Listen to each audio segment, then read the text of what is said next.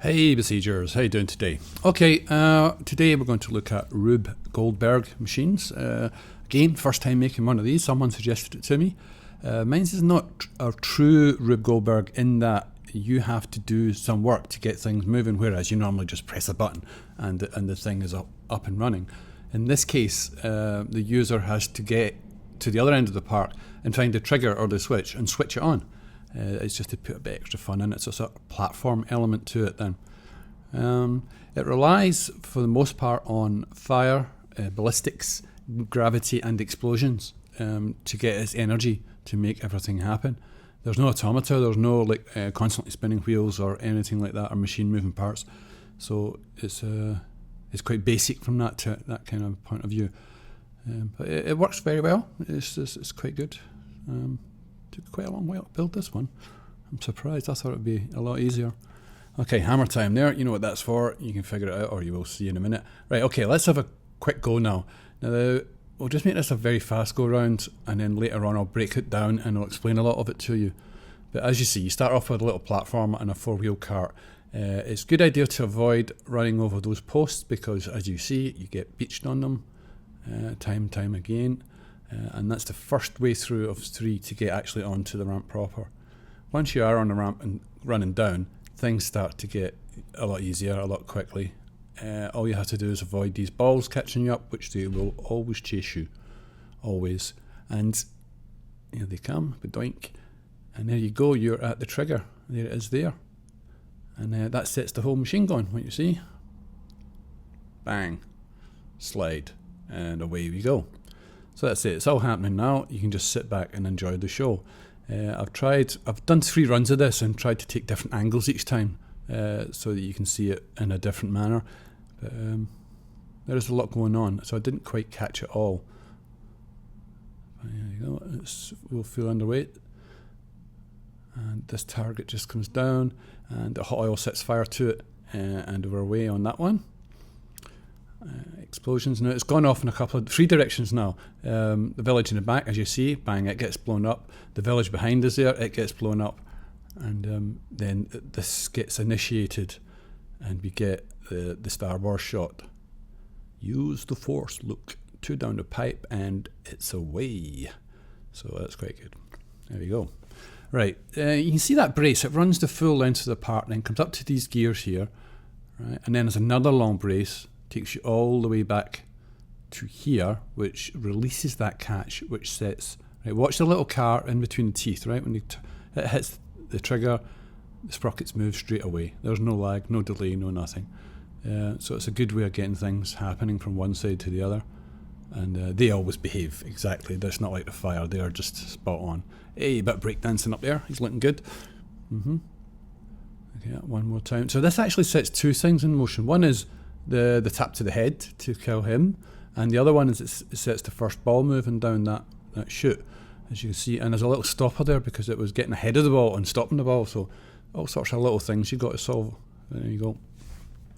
Okay, let's have another spin round. This time we'll use the normal follow camera, the one the centre wheel click, so it keeps us at the same angle and you can see the action from a different way. Right, getting up onto that first one, you just need to time it so that you're actually moving when it reaches apogee. Is that right? Is that the highest point? When it reaches the top, you need to be moving so that it thrusts you forward when it chucks you into the air. That's the second way through. That's probably the best one because you don't hit those pillars. Those pillars are a pain if you get them underfoot, but it's a bit awkward getting actually onto the ramp proper. And down we go again, and the balls come after you. You see the village in the back there, and it's well laced with explosives. That's gotta have big bangs, man, big bangs. There we go, hit the trigger again. I love that trigger. That's just this key point to this whole thing. It's really cool. There we go, he blows up. Blardy blah with the balls again, and this time we'll follow it down and follow the action. There we go. The grabbers are just to stop it spilling off the side. So this was the tricky part, getting this thing to actually move or not move when you wanted it to. It turned out to be a lot harder than what I thought. Yeah, double shot to the target here. Just to be sure, I put 2 cannons on some of them because there's a lot of variation can creep in when you're using fire and explosions. It's not always exactly so precise.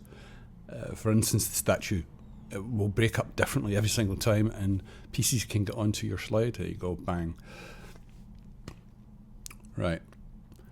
So here we go again, and like I say, that one worked out really well. That didn't take long at all. Again, use the force, look. One sits on the lip there to see it again, that's why I use two. They don't always behave exactly the same way.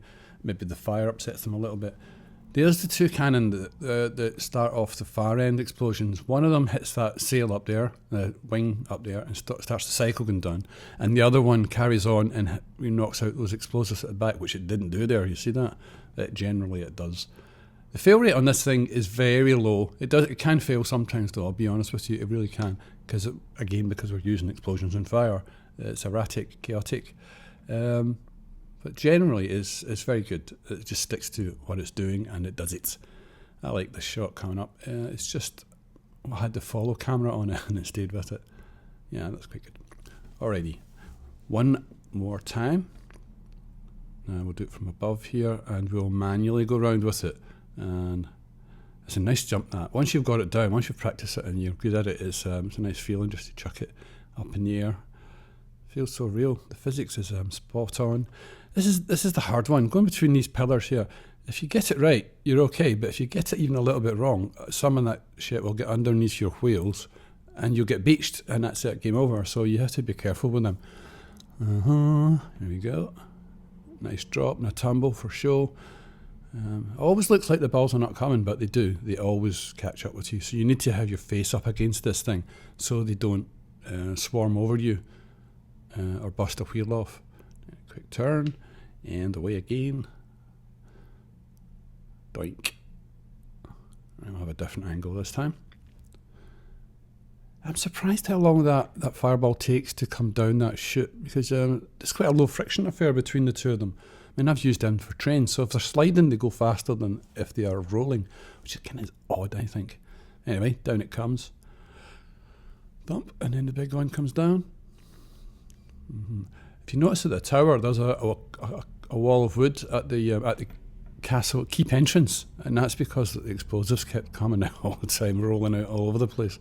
So I just put that to hem them in, because there's no wood in there, they're just explosives lying about, because I wanted the explosion to be at the bottom only, so that you see the masonry flying about, which I like.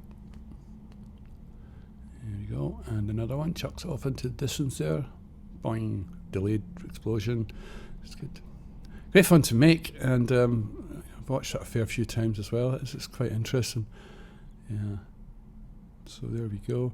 There's a few ideas here that I've carried forward from my other. I like that. The balls come right up and boom. See? The explosion's at the bottom and flying masonry at the top. It's not all about the orange, you know. Okay, folks, bye.